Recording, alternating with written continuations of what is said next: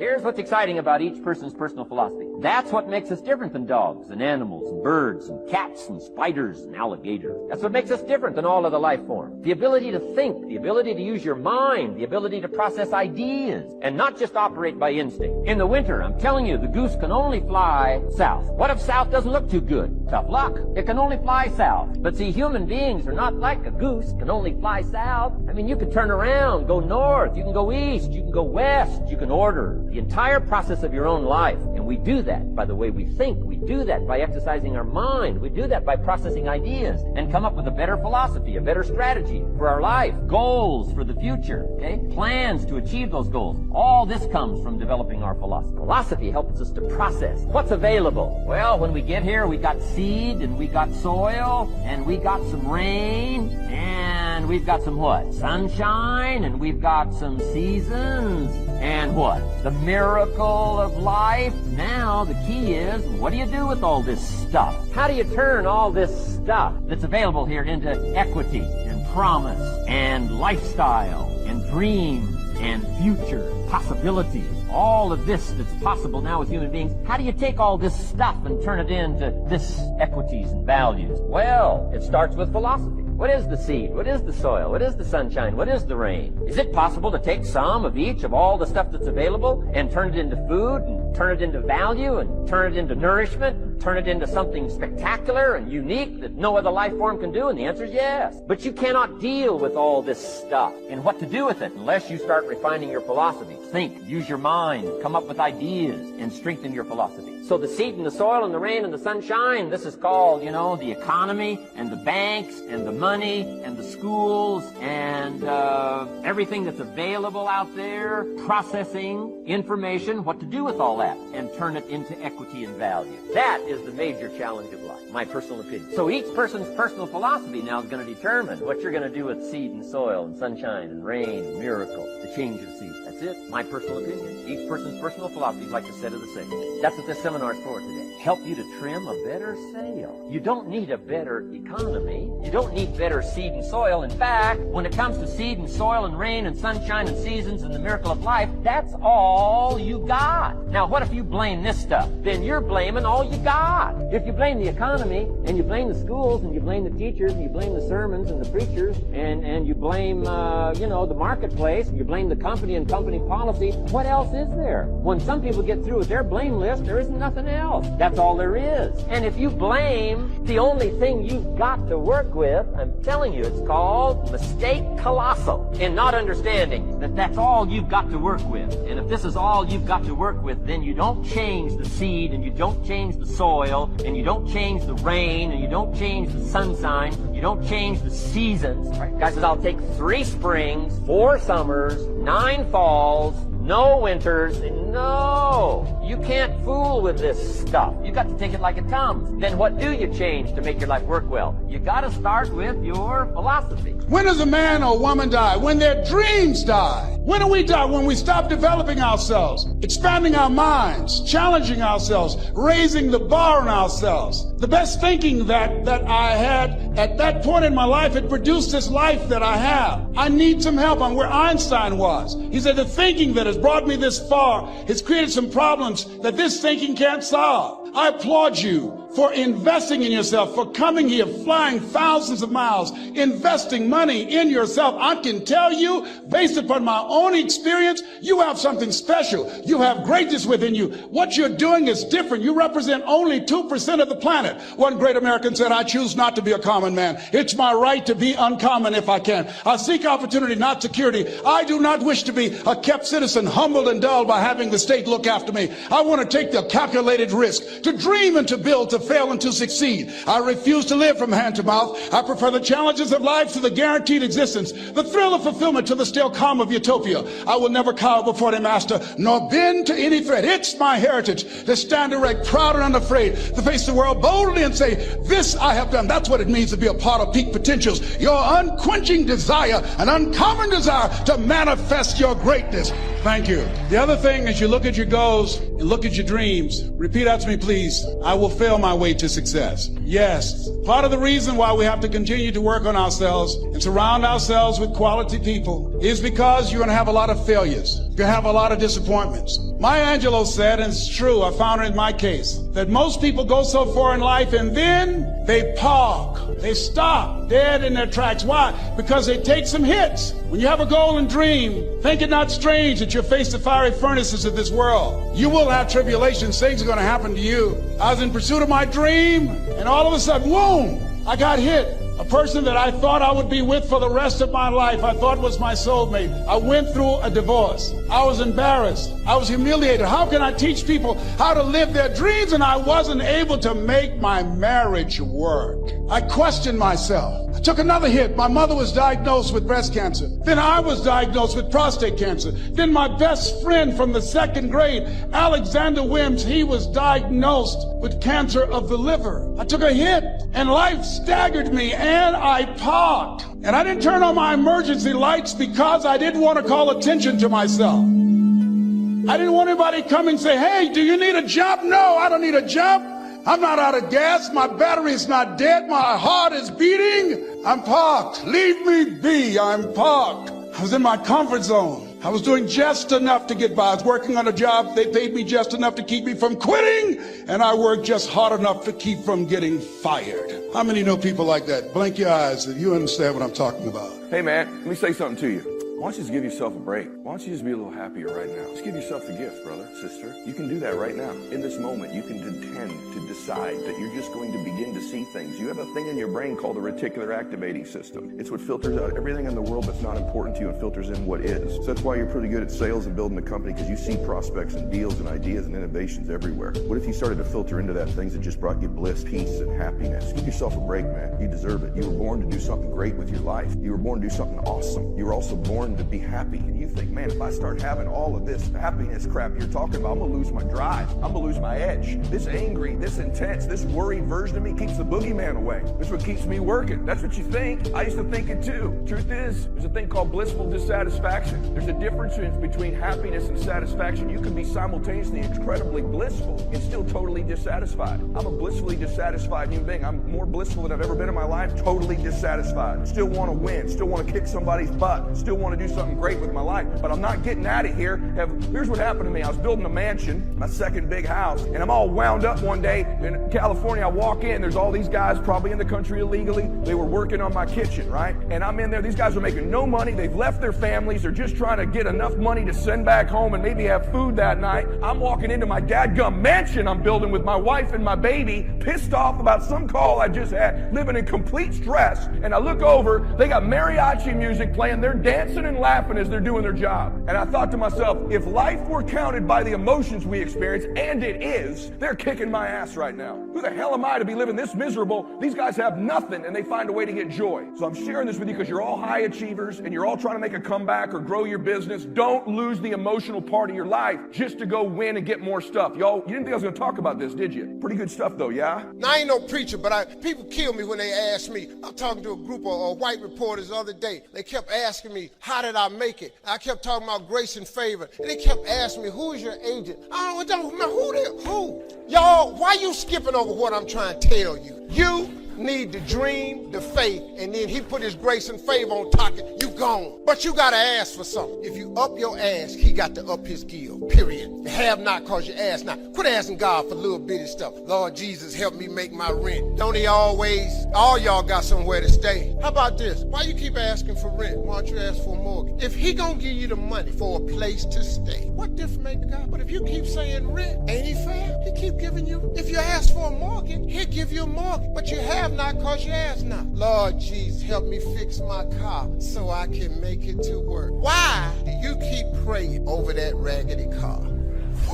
Why don't you ask God for a car that don't need fixing? You know, they roll them off the assembly line every day. How you can't get a new car? How you serve God. How you go to church and you can't get a car? Just a new car. How you can't get that from God? You know why? Because you ain't asking. You keep asking him for stuff that fit in your paycheck. Your paycheck say a 2015 Lexus, so you go down there and ask him for that. Then guess what you get? A 2015 Lexus. You up your ass, he up his ear. Have not questions. This ain't a magic trick, man. I get tired of rich people talking to people and they make you buy these programs and stuff so they can drag you out for 8 years. You can get the program. Hell, I sell them.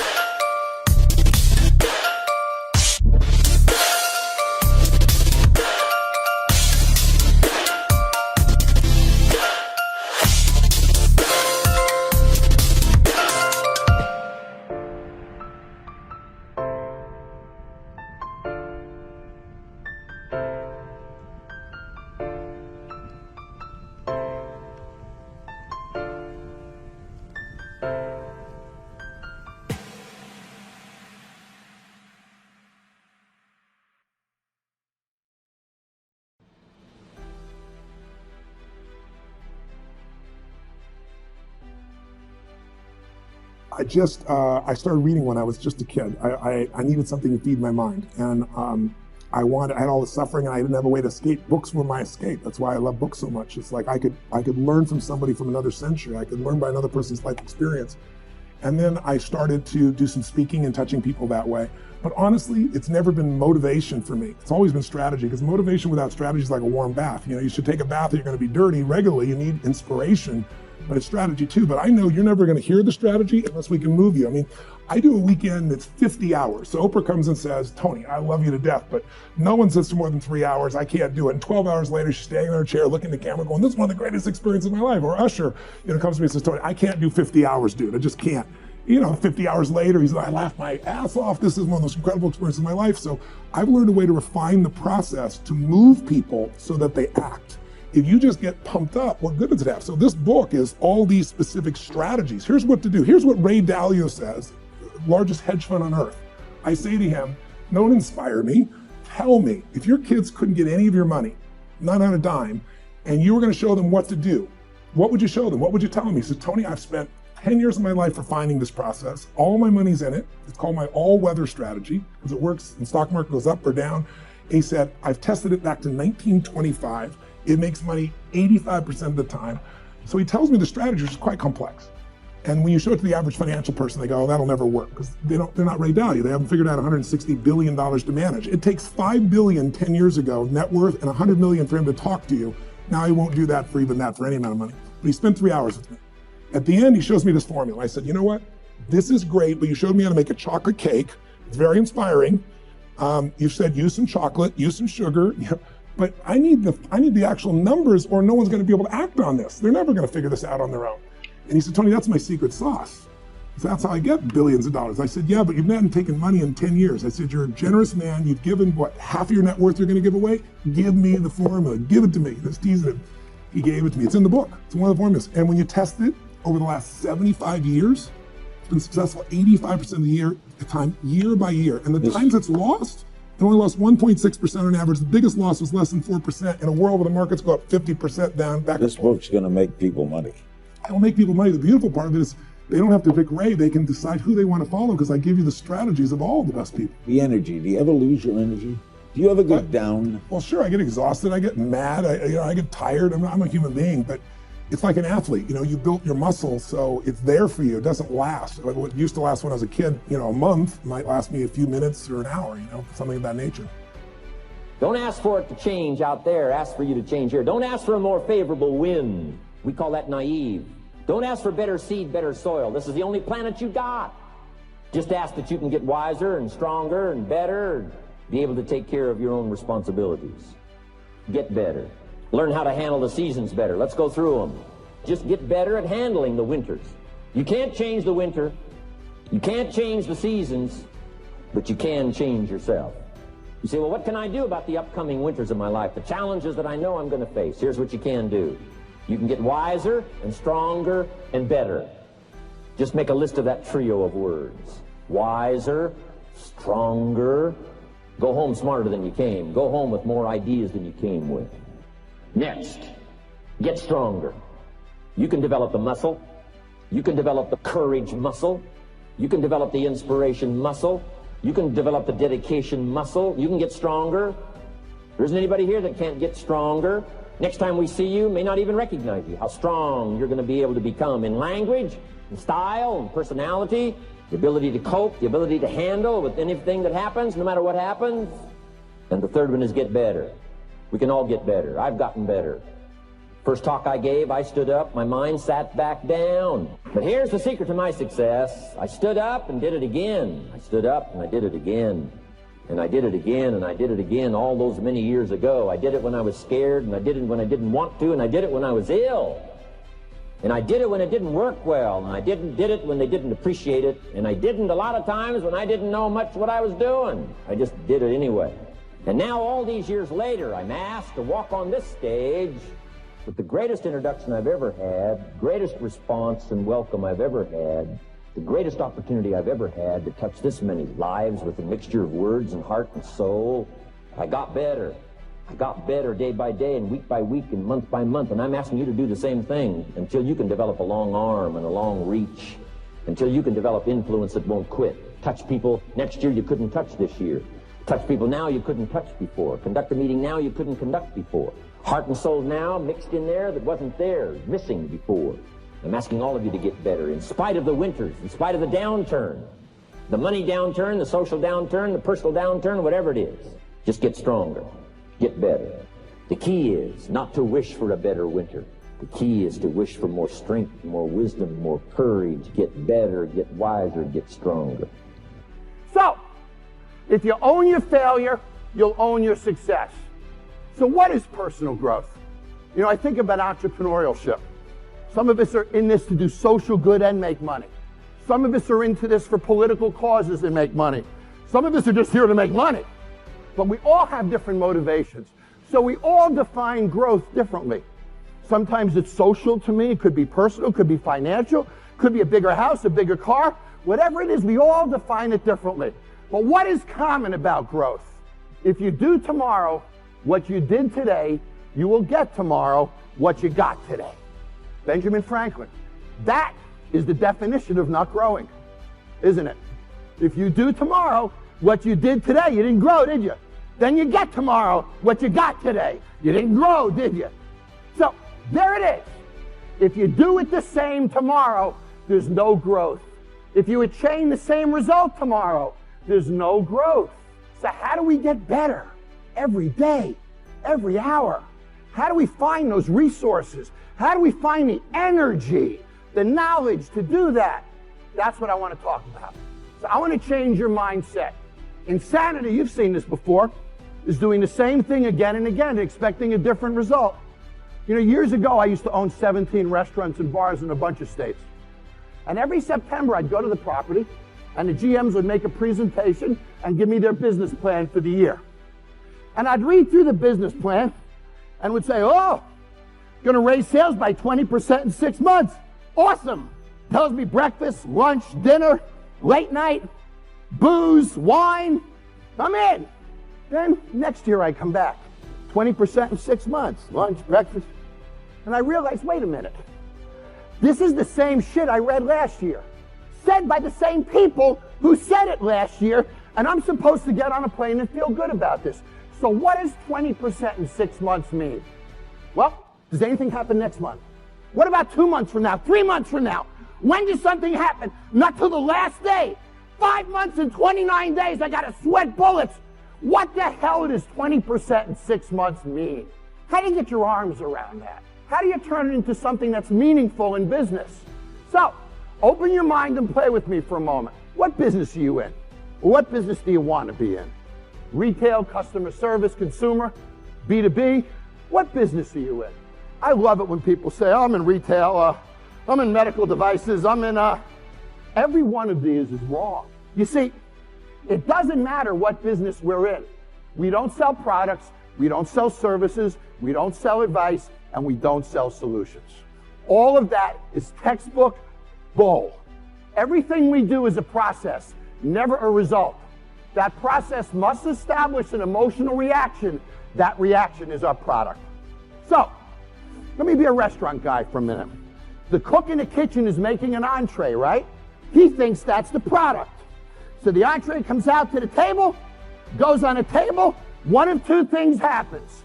Either you sit up and look at it and react to it, or nothing happens. If nothing happens, that business is stuck in mediocrity forever.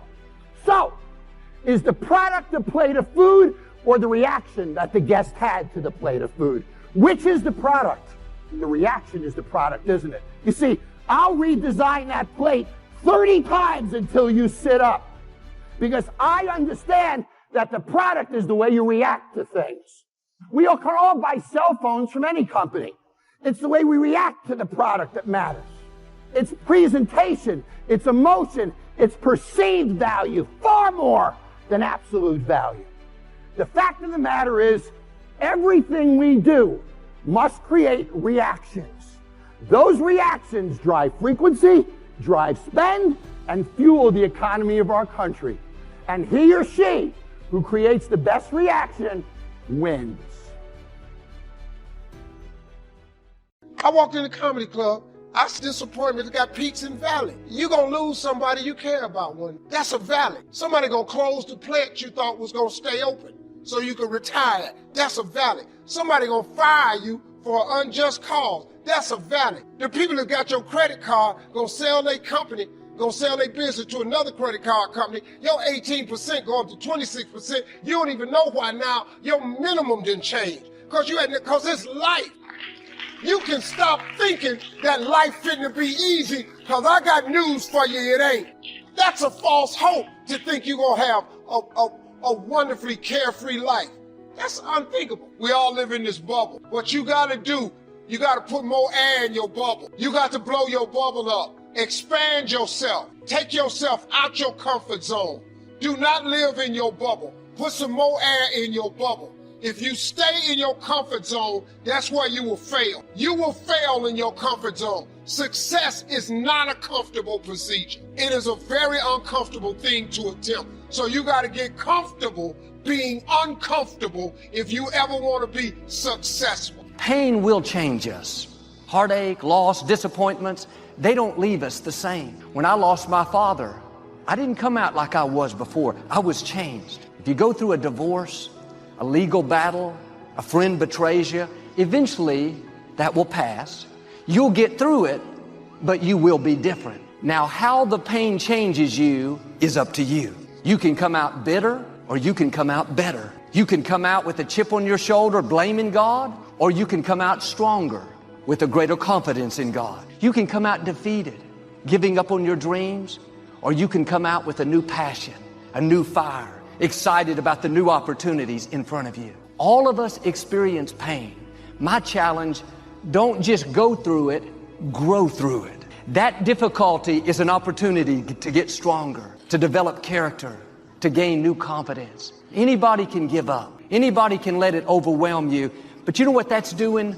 Wasting your pain. That pain is not there to stop you. It's there to prepare you, to increase you, to develop you. The scripture talks about how God is in control, not just of our lives, but He's in control of our enemies. Satan had to ask God for permission to test Job. The enemy may turn on the fire, but the good news is God has His hand on the thermostat. God controls how much heat, how much pain, how much adversity. He knows what we can handle. If it was going to harm us rather than help us, God would have turned back the intensity. In those tough times, when you're uncomfortable, going through a loss, dealing with an illness, you could easily let it overwhelm you. It's helpful to remind yourself, I may be in this fire, but I know who controls the temperature. The God who breathed life into me. The God who is for me and not against me. The God who crowned me with favor. The God who takes pleasure in prospering me. He's in complete control. He's not going to let it get too hot. He's not going to let it defeat me. I may not like it, but I'm not a whiner. I'm a warrior. I know I can handle this. You have that attitude, you'll come out stronger, increased, promoted, better than you were before. We've all heard the saying, no pain, no gain. If everything was always easy, we wouldn't be prepared for our destiny. Some of the things I face today, if I would have faced them 10 years ago, they would have overwhelmed me. I couldn't handle it back then. God knows what you need when you need it. Every struggle is making you stronger. Every difficulty is growing you up. Every painful time, even though you don't like it, it's developing something in you that can only be developed in the tough times. Don't complain about the pain. Without the pain, we couldn't reach the fullness of our destinies. Researchers did an experiment with bumblebees. They took them up into space to study the effects of weightlessness on them. The bees floated through the air with great ease, didn't have to use their wings. I'm sure they thought this is the way we were made to live. No struggle, no adversity, no resistance. For a few days, everything was great. But on the fourth day, something happened. They all died. They loved it being easy, no adversity. But the problem was they weren't created to not have any resistance. In the same way, we were not created to float through life on flowery beds of ease. We're going to the sweet by and by, but we are living in the nasty now and now. We love to not have any pain, loss, disappointments, heartaches, betrayal.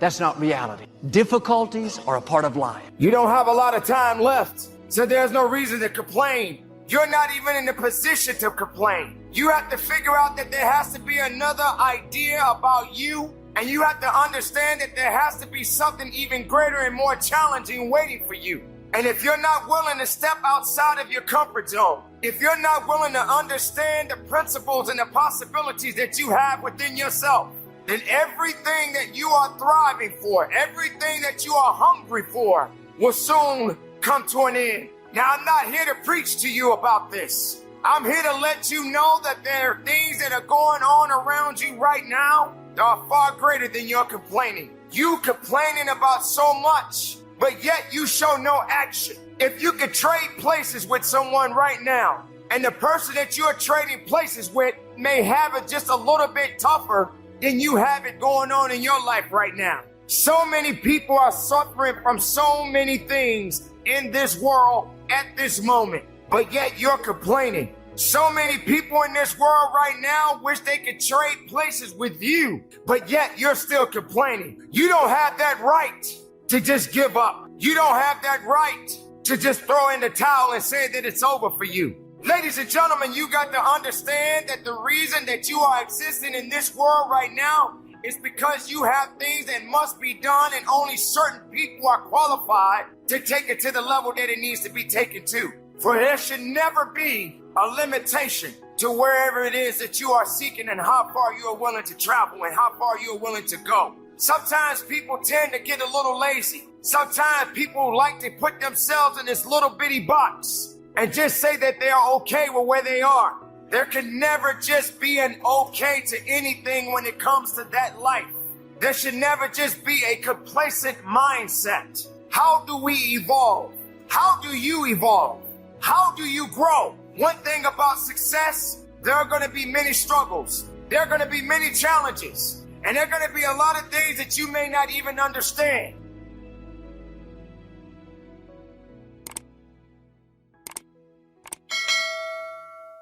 May have seemed impossible at one time. So how did you do it? You started with a concrete vision of what you wanted, and you focused on it continuously, didn't you? Wherever focus goes, energy flows. You envisioned something, you got clear about it, and then you started thinking about all the reasons why you wanted it. You got excited about it. Said, this is what's next for me now. I want this. You may have dreamed about it, thought about it, talked about it. But when you focus on something continuously, something magical happens. You get insights, don't you? You overhear a conversation and you hear something you wouldn't have heard if you didn't have that outcome or goal that you wanted so badly. Who's ever come up with something, obsessed about it, didn't even know how to do it, and it just happened and it came together? So why don't we tap into that power now for your business and life? One of the things that human beings underestimate dramatically is their capacity to get great at something if they're totally immersed in it.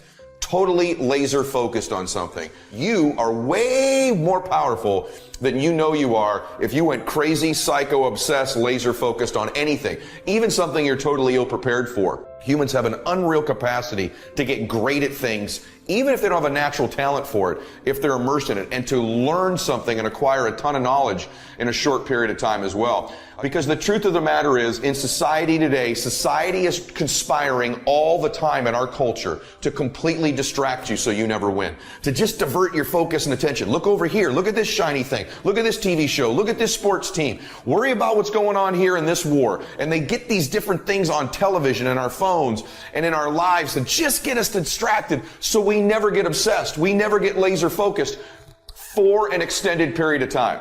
Ask yourself truthfully, your big goals and dreams, are you really clear on what they are? Because if you don't have that, we can't even get started. You know how mandatory it is to be clear and specific for what you want, right?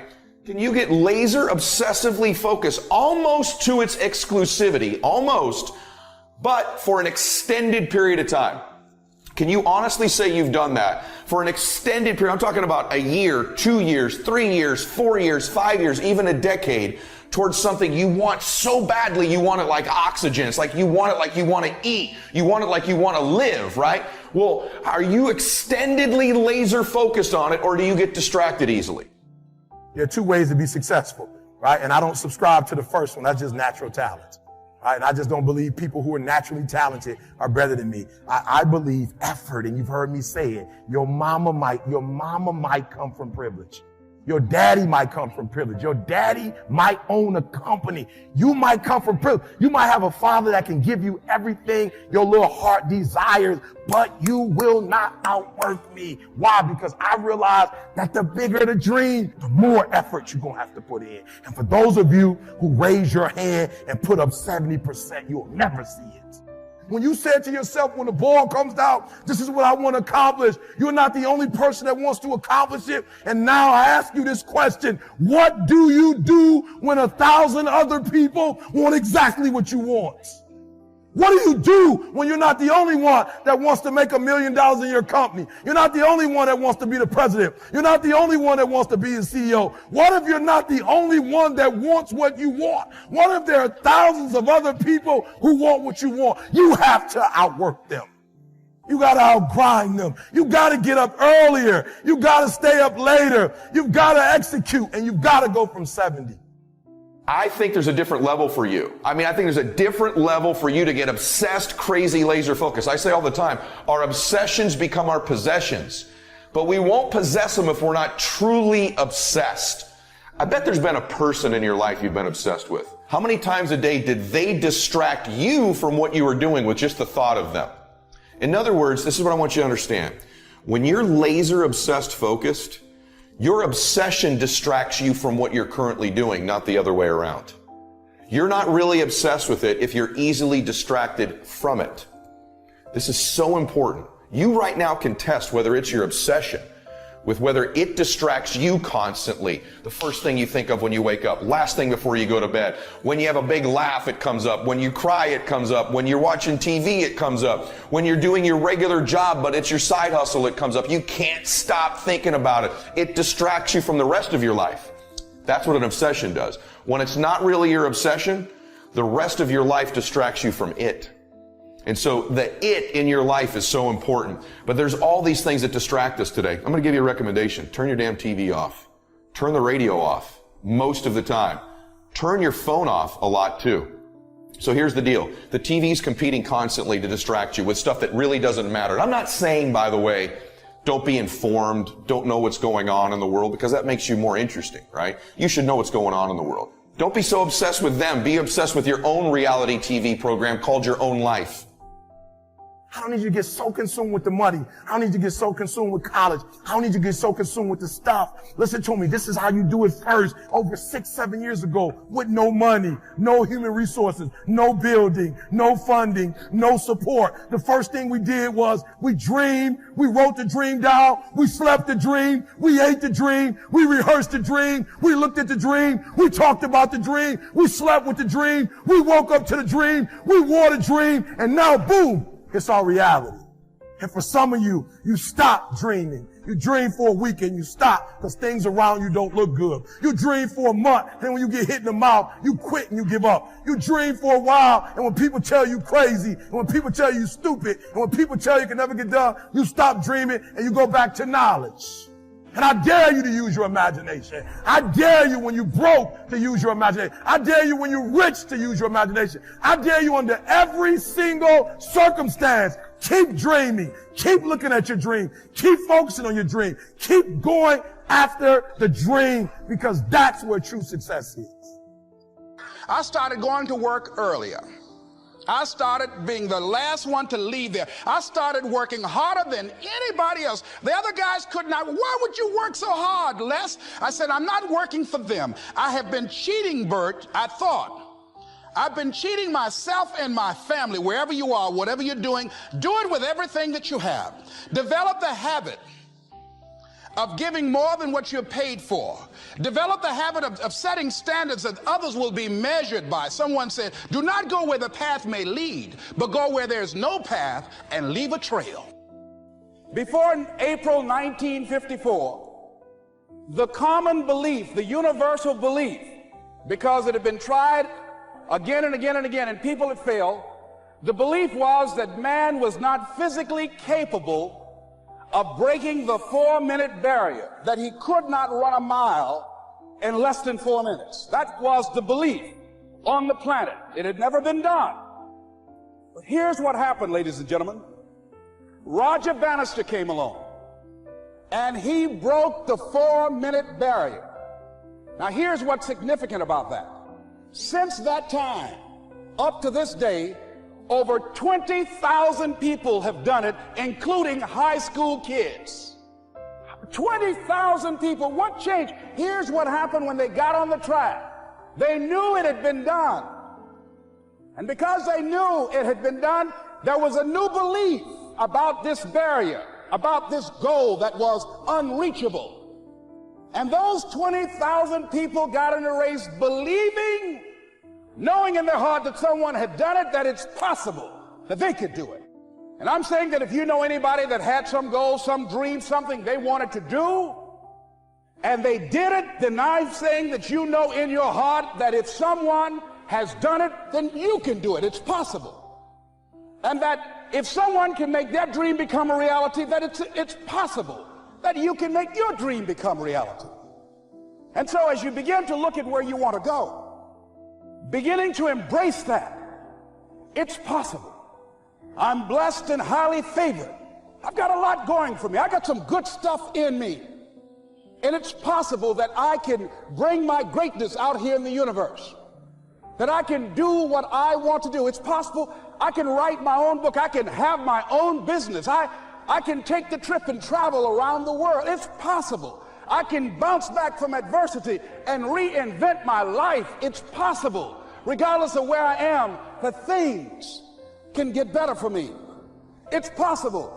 I'm thinking about two men right here in Chicago who were fairly successful, similar background, educated. They worked for a corporation for many years, and they were among many people that were laid off. Two guys who were very good friends. One went out looking for a job for several weeks along with the other one, and they faced disappointment and rejection again and again and again. They couldn't find any work, which is the story of many people across this country. One guy stopped. He became discouraged. He stopped going. He stayed home looking at television, became very argumentative and toxic with his wife, drinking beer, getting on the phone, talking to his other negative, unemployed friend, and he just gave up. The other guy kept looking for a job everywhere he could go. Every time he could get an opportunity, kept asking people, networking, checking the newspapers every day. Kept going everywhere he could, trying to find a job. You have too much education. You're overqualified. You won't be here long enough. He kept going. He kept going. He went to a place and said, look here, I tell you what, if you can't hire me, and I know you can use my talents, abilities, and skills, I don't want to sit home and do nothing. Just let me do some volunteer work. You don't have to give me anything, all right? I just want to work. I want to be busy. Guy said, okay, it's on you now, but don't expect me to give you anything. It's okay. This guy came in and worked. He was the first one there. The last one to leave was the best employee there. About 4 weeks later, one of the top managers quit. They were looking for a replacement. Guess who they selected? This other guy. This guy who was volunteering his time. He got the job. What was the difference between the two men? Eyesight and mindsight. Eyesight is judging on what you see, judging according to appearances. But mindsight is how you interpret what you see. One guy said, it's not possible, it's over, I'm finished. I can't do it. I can't make it. He surrendered. I've faced rejection again and again. I'm not going anymore. There are no jobs out there. But this other guy, he felt that in spite of the no's and rejections, in spite of how bad the economy is, in spite of what the newspapers are saying, that it's possible that somebody somewhere will give me a job. He just kept going, thinking it was possible. And guess what, ladies and gentlemen?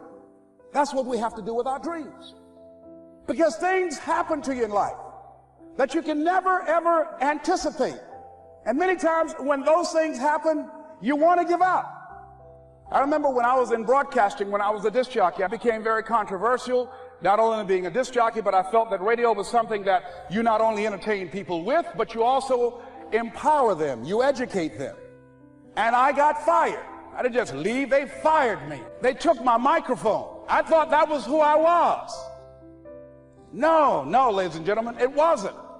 I had to do something else. And I didn't know what else I could do. See, here's what I'm looking at. What are the uses for your life right now that you haven't even reached for yet? See, I believe that when you don't have enough encouragement to act on your dreams or ideas, or you're not enlightened enough, that life will act on you. Some decisions are major decisions. And also there are a lot of small decisions that we don't make, that they tax our minds, they drain our energy, They create a lot of anxiety and nervousness and mental torment because we don't take care of it. We decide not to decide, which is a decision. Deciding to decide, to act,